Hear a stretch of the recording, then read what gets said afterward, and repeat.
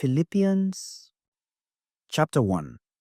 Paul and Timothy, slaves of Yeshua, to all the holy ones in Yeshua who are in Philippi, with the overseers and ministers, grace to you and peace from God our Father and the Lord Yeshua.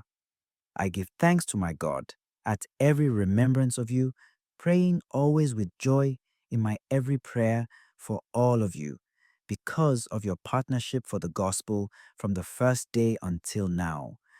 I am confident of this, that the one who began a good work in you will continue to complete it until the day of Yeshua. It is right that I should think this way about all of you, because I hold you in my heart, you who are all partners with me in grace, both in my imprisonment and in the defense and confirmation of the gospel. For God is my witness, how I long for all of you with the affection of Yeshua. And this is my prayer, that your love may increase ever more and more in knowledge and every kind of perception, to discern what is of value, so that you may be pure and blameless for the day of Christ, filled with the fruit of righteousness that comes through Yeshua, for the glory and praise of God. I want you to know, brothers, that my situation has turned out rather to advance the gospel, so that my imprisonment has become well known in Christ throughout the whole praetorium and to all the rest, and so that the majority of the brothers, having taken encouragement in the Lord from my imprisonment, dare more than ever to proclaim the word fearlessly. Of course, some preach Christ from envy and rivalry, others from goodwill. The latter act out of love, aware that I am here for the defense of the gospel. The former proclaim Christ out of selfish ambition, not from pure motives, thinking that they will cause me trouble in my imprisonment. What difference does it make, as long as in every way, whether in pretense or in truth, Christ is being proclaimed, and in that I rejoice. Indeed, I shall continue to rejoice, for I know that this will result in deliverance for me through your prayers and support from the Spirit of Yeshua. My eager expectation and hope is that I shall not be put to shame in any way, but that with all boldness, now as always, Christ will be magnified in my body, whether by life or by death.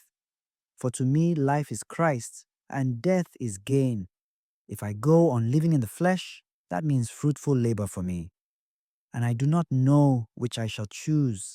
I am caught between the two. I long to depart this life and be with Christ, for that is far better. Yet that I remain in the flesh is more necessary for your benefit.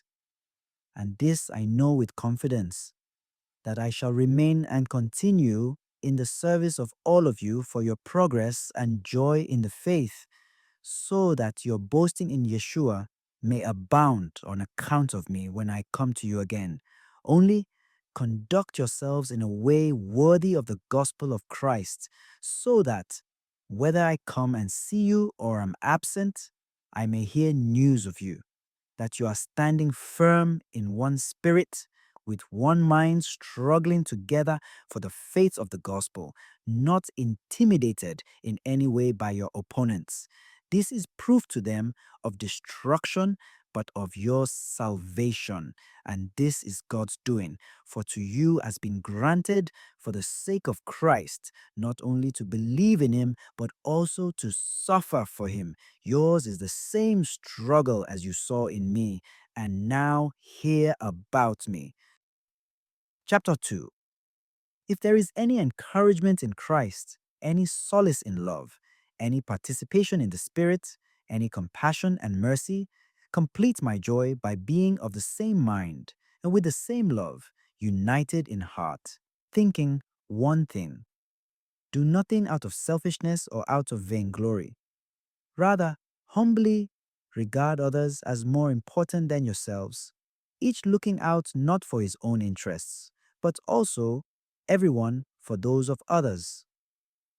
Have among yourselves the same attitude that is also yours in Yeshua, who, though he was in the form of God, did not regard equality with God something to be grasped. Rather, he emptied himself, taking the form of a slave, coming in human likeness, and found human in appearance. He humbled himself, becoming obedient to death, even death on a cross. Because of this, God greatly exalted him and bestowed on him the name that is above every name, that at the name of Yeshua every knee should bend, of those in heaven and on earth and under the earth, and every tongue confess that Yeshua is Lord, to the glory of God the Father. So then, my beloved, obedient as you have always been, not only when I am present, but all the more now when I am absent. Work out your salvation with fear and trembling. For God is the one who, for his good purpose, works in you both to desire and to work. Do everything without grumbling or questioning, that you may be blameless and innocent, children of God without blemish, in the midst of a crooked and perverse generation, among whom you shine like lights in the world, as you hold on to the word of life, so that my boast for the day of Christ may be that I did not run in vain or labor in vain. But even if I am poured out as a libation upon the sacrificial service of your faith, I rejoice and share my joy with all of you. In the same way, you also should rejoice and share your joy with me. I hope in the Lord Yeshua to send Timothy to you soon, so that I too may be heartened by hearing news of you. For I have no one comparable to him for genuine interests in whatever concerns you. For they all seek their own interests, not those of Yeshua. But you know his words, how, as a child with a father, he served along with me in the cause of the gospel. He it is then whom I hope to send as soon as I see how things go with me. But I am confident in the Lord that I myself will also come soon. With regard to Epaphroditus, my brother and co worker and fellow soldier, your messenger and minister in my need, I consider it necessary to send him to you. For he has been longing for all of you, and was distressed because you heard that he was ill. He was indeed ill, close to death. But God had mercy on him, not just on him, but also on me, so that I might not have sorrow upon sorrow. I send him therefore with the greater eagerness, so that on seeing him you may rejoice again, and I may have less anxiety. Welcome him then in the Lord with all joy, and hold such people in esteem, because for the sake of the work of Christ he came close to death, risking his life to make up for those services to me that you could not perform. Chapter 3. Finally, my brothers, rejoice in the Lord. Writing the same things to you is no burden for me, but is a safeguard for you. Beware of the dogs, beware of the evil workers, beware of the mutilation, for we are the circumcision, we who worship through the Spirit of God, who boast in Yeshua, and do not put our confidence in flesh, although I myself have grounds for confidence even in the flesh. If anyone else thinks he can be confident in flesh, all the more can I. Circumcised on the 8th day, of the race of Israel, of the tribe of Benjamin, a Hebrew of Hebrew parentage, in observance of the law, a Pharisee. In zeal I persecuted the church, in righteousness based on the law I was blameless. But whatever gains I had, these I have come to consider a loss because of Christ. More than that, I even consider everything as a loss because of the supreme good of knowing Yeshua, my Lord. For his sake, I have accepted the loss of all things, and I consider them so much rubbish, that I may gain Christ and be found in him, not having any righteousness of my own based on the law, but that which comes through faith in Christ, the righteousness from God, depending on faith to know him and the power of his resurrection and the sharing of his sufferings by being conformed to his death, if somehow I may attain the resurrection from the dead. It is not that I have already taken hold of it or I have already attained perfect maturity, but I continue my pursuit in hope that I may possess it, since I have indeed been taken possession of by Christ, Yeshua. Brothers, I for my part do not consider myself to have taken possession. Just one thing, forgetting what lies behind but straining forward to what lies ahead, I continue my pursuit toward the goal, the prize of God's upward calling in Yeshua. Let us then, who are perfectly mature, adopt this attitude. And if you have a different attitude, this too God will reveal to you. Only, with regard to what we have attained, continue on the same course. Join with others in being imitators of me, brothers, and observe those who thus conduct themselves according to the model you have in us. For many, as I have often told you, and now tell you even in tears, conduct themselves as enemies of the cross of Christ. Their end is destruction. Their God is their stomach. Their glory is in their shame. Their minds are occupied with earthly things. But our citizenship is in heaven, and from it we also await a Savior, the Lord Yeshua. He will change our lowly body to conform with his glorified body by the power that enables him also to bring all things into subjection to himself. Chapter 4. Therefore, my brothers, whom I love and long for, my joy and crown, in this way stand firm in the Lord, beloved. I urge Euodia and I urge Syntyche to come to a mutual understanding in the Lord. Yes, and I ask you also, my true yokomete, to help them, for they have struggled at my side in promoting the gospel, along with Clement and my other co-workers, whose names are in the book of life. Rejoice in the Lord always.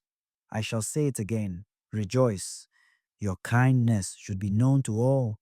The Lord is near. Have no anxiety at all, but in everything, by prayer and petition, with thanksgiving, make your requests known to God. Then the peace of God that surpasses all understanding will guard your hearts and minds in Yeshua. Finally, brothers, whatever is true, whatever is honorable, whatever is just, whatever is pure, whatever is lovely, whatever is gracious, if there is any excellence, and if there is anything worthy of praise, think about these things. Keep on doing what you have learned and received and heard and seen in me. Then the God of peace will be with you. I rejoice greatly in the Lord that now at last you revived your concern for me. You were, of course, concerned about me, but lacked an opportunity. Not that I say this because of need, for I have learned in whatever situation I find myself to be self-sufficient. I know indeed how to live in humble circumstances. I know also how to live with abundance. In every circumstance and in all things, I have learned the secret of being well fed and of going hungry, of living in abundance and of being in need. I have the strength for everything through him who empowers me.